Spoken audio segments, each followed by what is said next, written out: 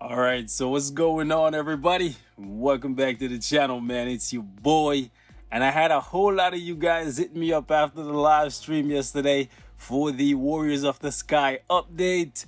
And instead of replying to every single one of you guys individually, I decided, you know what, it would be better off if I just made a video addressing some of the things that I saw being asked repeatedly, right? In regards to the 4 new characters, the 4 new uniforms, the story mode revamp, Sharon Rogers' hidden heel that many of us didn't pick up on in the live stream, and what's going to be the situation with Odin, Blue Marvel, and the CTP of energy. In regards to those things, in addition to that, right, as you all know, for the past couple months, immediately following the live stream for the update, the star agents generally get the APK file so they can start testing things. However, this time it was delayed by a day, so it shouldn't pop up. You shouldn't see any videos from anyone until the 4th. So presumably a couple hours after this video goes out. In addition to that, a couple of you guys are very disappointed in the fact that Crescent got her tier 3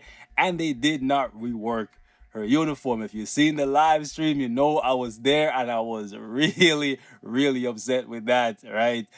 And the silver lining in all this is, like I said, if Crescent ends up not being as good as many of us want her to be, right, to keep up with her sisters, then you can just go work on some of the other expensive tier 3 characters that we got in 2019. We just got Apocalypse last month, and if he turns out, which from the looks of it, he's going to turn out to be a better tier 3 than Crescent, then take January to go work on Apocalypse. Many of us love Apocalypse, so that shouldn't be a bad thing. In addition to that, there seems to be a new material crunch that will be coming in the next update, and it's going to be an awakening process for the Warriors of the Sky.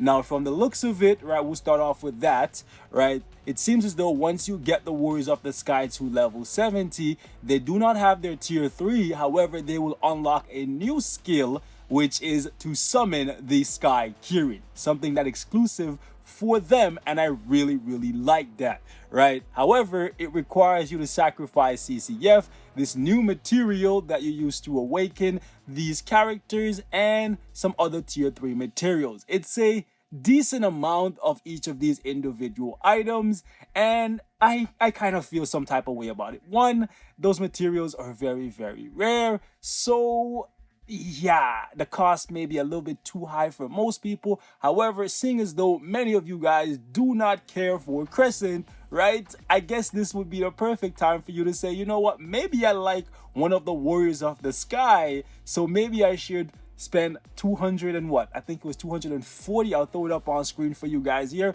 right? I think it was 240 Cosmic Cube fragments to get that Sky Kirin attack for the Warriors of the Sky instead of spending 800 CCF to tier 3 Crescent, simply because we have better, from the looks of it, combat characters in the game. And presumably, if Cage was actually right, you will not need to do that for every single one of the Warriors of the Sky. You will only need to do it for one of them, and that will unlock it for all of them once you have them in your roster. So that's good. Hopefully it's just a one-time thing that you have to do for one member, and hopefully once you actually unlock the skill, you do not need to pay more materials to level it up from 1 to 6, because as you saw in the live stream, it actually is treated just like a regular skill. It comes at level 1 and you need to level it up. It's not treated the same way as a tier 3 skill where you don't need to level it up. So it will be interesting to see if it costs gold, and if not, how much of these tier 3 materials or this new material we are going to need to spend on this skill. Because honestly, it seems like it could be a hit or miss because the cooldown time is really long on the skill. However, I'm looking forward to skills like these in the future because many of us have wanted to, like, I guess, increase the capacity in terms of how many characters you can have on your team ever since we got the Fantastic Four, simply because they don't have a team up where they all attack at the exact same time. The best we have is somebody like the Thing, where he has a skill where he summons Sue and Johnny and they attack alongside him, and he has one skill where he teams up with Reed. it would be really, really cool if at some point in the future, maybe the next time we have something revolving around the Fantastic Four, maybe when Doctor Doom finally gets his tier 3 and ascends back to power in Future Fight, we get like a hidden skill, right, that gets unlocked for the Fantastic Four, same way they do it right here for the Warriors of the Sky. Because there's other characters, like even the Avengers. It would be really cool if they had a team up button like that, where you could unlock a skill for 4 of them and the attack, maybe even 5 or 6 of them, right? Like a combination attack. That would be really, really dope. So even though it's a big material crunch and these materials are already hard enough to come by, especially if you're free to play, I'm looking forward to the future of what this skill could mean for the game, right? So yeah. Moving on, we have to talk about story missions, right? And how the changes are going to affect people who are new to the game. Just to be safe, I would highly recommend, if you haven't already, you started in the past month or so, I would highly recommend that you clean up all of the story missions. I know I've been telling you guys that story mission really has no value anymore because they took away Urus and the Stark branded blueprints, and all you have here is some biometrics that remain.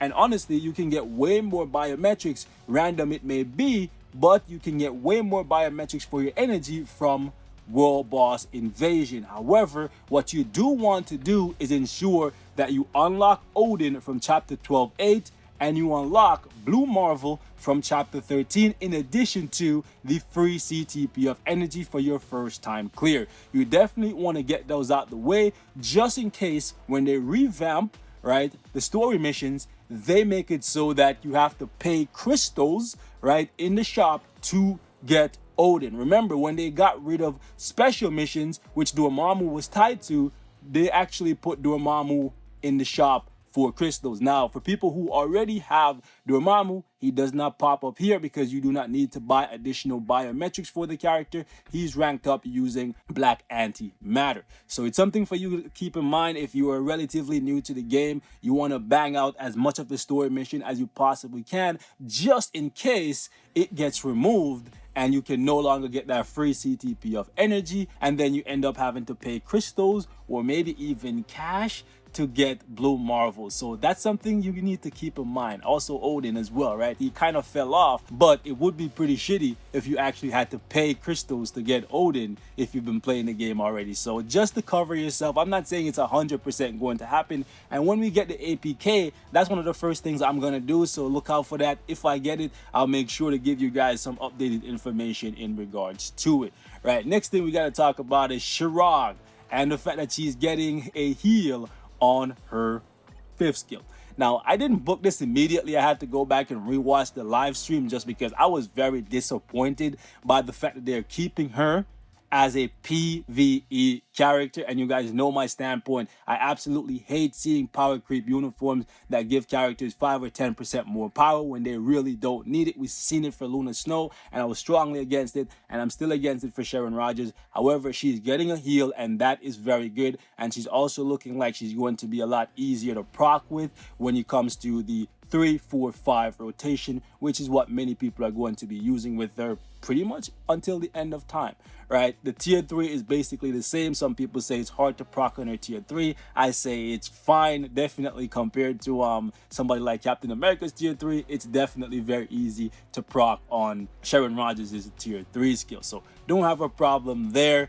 And in regards to the new uniforms, right, for these guys right here, honestly, I'm disappointed with how Captain America looks. This uniform right here looks super badass, and as much as I love the fact that we are getting free uniforms, which if you've seen my sneak peek video where I was talking about how I would like them to implement these uniforms in the game, I was one of the only people who actually said it would be really cool if they put it in story missions and made it so that it was a kind of a trophy uniform that you get for completing the story mission. And that's exactly what they did. So shout out to the Future Fight team for that. However, I don't like how the uniform looks for Cap. I personally think he would have been better off going to somebody like Crossbones, but I get what they're going for. The nostalgia, the fact that you start off the game with these 3 characters, and then now that the story mission has been revamped, it makes sense to give them new uniform because they're in the future.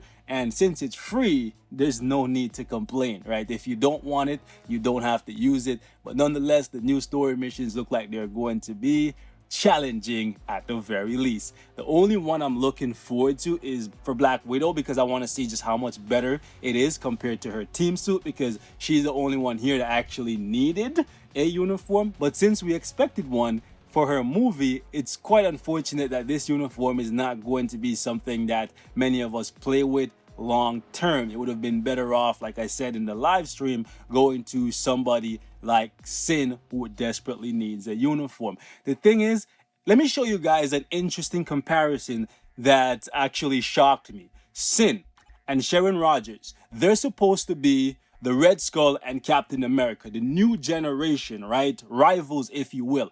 Look at where Sharon Rogers is in this game, and look at where Sin is in this game. She's basically garbage. You cannot be rivals with somebody who's on a god tier power level when you are literally just an ant. They could breathe in your direction and you would just die, right? You would turn to dust. It's crazy. Sin and Sharon Rogers came in the game at the exact same time. She's got multiple uniforms that make her way better than she ever was when she came in. Sin has never gotten touched, and she was advertised as like the antithesis, like literally the rival for Sharon Rogers. And if you look at Captain America and Red Skull, it's literally the same thing.